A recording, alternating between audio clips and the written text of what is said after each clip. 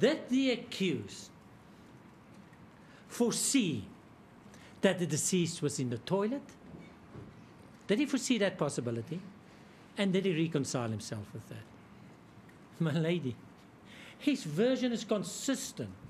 He thought she was in the bedroom. Die verdediging sê die bewyse is klinkklaar. Oscar Pistorius het nie bedoel om sy meisie te skiet nie. Sy regsverteenwoordiger sê die oomblik toe Pistorius besef dat hy Riva Steenkamp geskiet het, het hy alles denkbaar gedoen om haar lewe te red. Dr. Johan Stip was eerste op die toneel en het probeer om die sterwende model by te bring, maar dit was te laat. He was desperate to save her. That's not consistent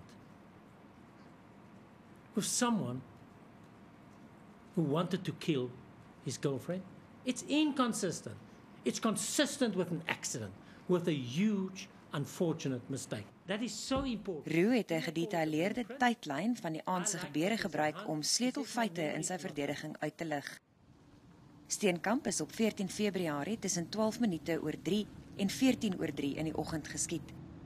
Telefoonrekords wys Pistorius het om 19 oor 3 die bestuurder van die landgoed Johan Stander gebel en vir hulp gevra. In die tyd sou hy na die slaapkamer moes hardloop, sy kunsbene aantrek en die deur stikkend slaan om Steenkamp uit die toilet te kry. En dit is genoegsame bewys, volgens die verdediging, dat daar nie tyd was om die moord te beplan of om 'n verskoning uit te dink oor waarom hy haar geskiet het nie. There is no evidence. Roux sê Pistorius moenie skuldig bevind word aan moord nie en moet eerder vervolg word vir strafbare manslag. Na 'n marathon verhoor gaan Pistorius op 11 September hoor wat sy lot is.